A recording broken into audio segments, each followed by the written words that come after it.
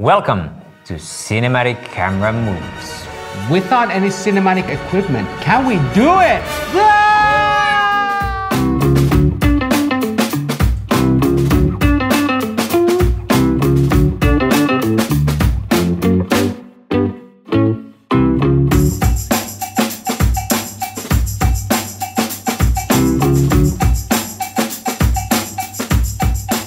Welcome back, guys.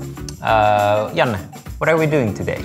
So today we are taking it to the cinemas. By how? By how? By doing some cinematic camera movements, but without any additional gear. Okay, so just with this?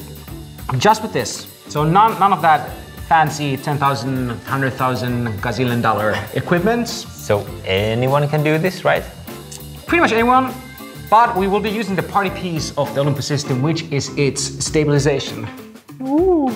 Sounds fancy. Sounds fancy. It is pretty fancy, to be honest. So the Olympus system has this thing called 5-axis image stabilization, internal in body, and that is pretty much unique to Olympus. Not unique that others don't have it, either unique that Olympus implements it. But somehow the coding, or I don't know what is the software is. The engineers did something. The engineers did something that it feels supernatural. Okay, so we're gonna show you a few camera movement tricks that you can try on your own and a few advanced moves, which we're not so sure if we can even pull it out, but we're gonna try it anyway. Yeah, those advanced tricks will be some stuff that you'd see in the movies and you think like, how the beep was that made? And we're just gonna try to do that with this little puppy and nothing else. Yeah. So this is a challenge. Jonas is gonna give me classic cinematic movements which I need to replicate just with this. All right, so what are we starting with? The first one will be Dolly push and Dolly pull. All right, Dolly in. Dolly push in. Which means getting closer to the subject. We do it because we usually want to emphasize a motion or action that is already present in the scene. So we push in, bring the subject closer to what is happening, and thus putting an emphasis on bringing that emotion closer to the viewer. So you could more feel the emotion, right? Exactly. Then of course there's a second variation which is coming out. Personally, I like to use that most to reveal. So I am in and I'm showing something little.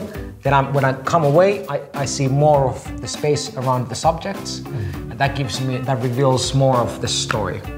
Or I can leave the subject alone. For example, if he's lonely, I'll leave him in that loneliness. All by myself, don't wanna be all by myself anymore.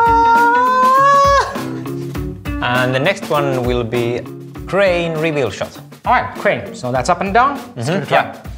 So this is a way to direct the viewer's attention to singular bits of information at a time. First focusing on the leaves, showing that there's a leaf. Then I show a man's hands doing something, and after that I show who the man is. The jungle, the mighty jungle, the lion sleeps tonight. Good job. Okay, next. And the next one will be a Dutch tilt. Why it is called Dutch, I have no idea, but it seems to work every time. And that one's interesting. Super simple, you tilt the camera. All right, Johnny's dead. I didn't kill him. Okay, good. The next one is gonna be a Michael Bay. Michael Bay movement. So this is Bayhem, the Bayhem Twist, let's call it that. Yeah, let's. All right, the Bayhem Twist. All right, so you're gonna twist clockwise and I'm gonna twist counterclockwise. Yeah, let's do that. Basically, it's a combination of the dolly, pan, and circular motion and the motion of the actor to create a very quick movement that brings huge attention to what happens next, which is the man entering through the door. Whoa, okay, that's good. The Bayhem, woo! Bayhem is done. Bayhem is done, yeah. Okay, the next one is gonna be the Shaky Cam. So... Made famous by Liam Neeson in Taken. Yeah. The old man was too slow, so we need to shake it up. So I'm gonna turn off my IS. Beep. All the stabilization off. Okay. Fight someone. All right, so the Shaky Cam idea is to make everything feel more dangerous and fast by kind of getting in there. Right. Hey, we're done. Okay. Before he gets too rowdy, we're gonna move to the next place and try some of those really difficult camera moves. And see what we can add to this to make it even more interesting. So these next two shots you don't get to see in every movie, but when you do, it's like mind blown. So the first one, that's more of a favorite that you brought to the table. Yeah, it's the vertigo effect. Yeah. Wait, who made that famous? Alfred Hitchcock. Hitchcock, right. In the movie Vertigo. That's right. That's why the vertical name, right? Yeah.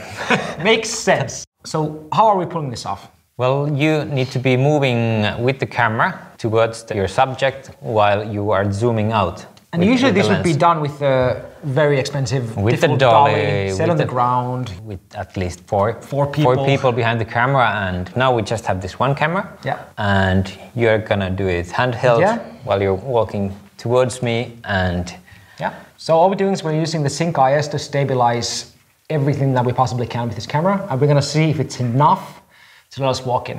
I'm zoomed in all the way at 100 millimeters on Jonas, so I'm gonna move in and at the same time zoom out. I don't know, you look more like you're gonna poop your pants. You're the worst axe murderer in the history of cinema. Can you give me fright? 3, 2, 1, go.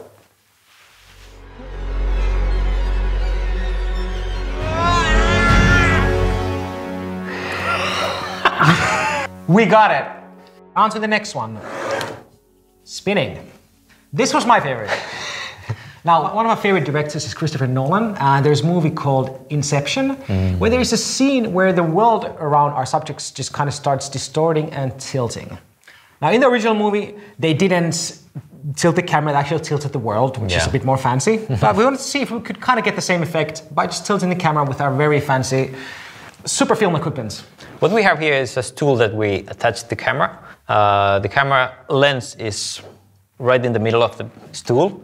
So by turning the base of the chair, I was able to make the world turn around. And make me fall.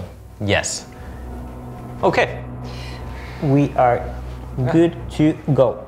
Now the important thing here is, right, to keep the center centered on the actual image plane of the camera, right? Yeah. You don't want it to do this, you want it to do this.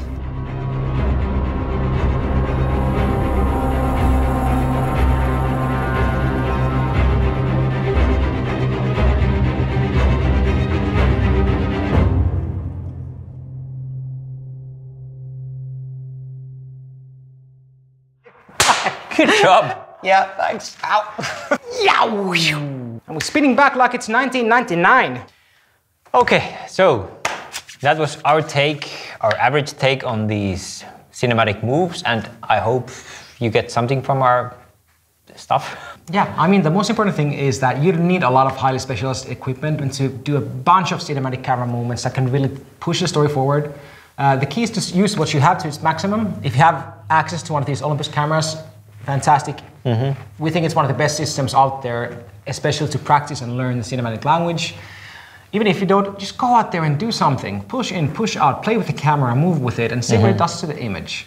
And remember, we are always just learning new stuff. Our stuff wasn't perfect, as you can see. If you know how to do this better, please tell us and show us your best clips, and feel free to educate us. Please do so. In the meanwhile, let's stay average or on average, and see you in the next one.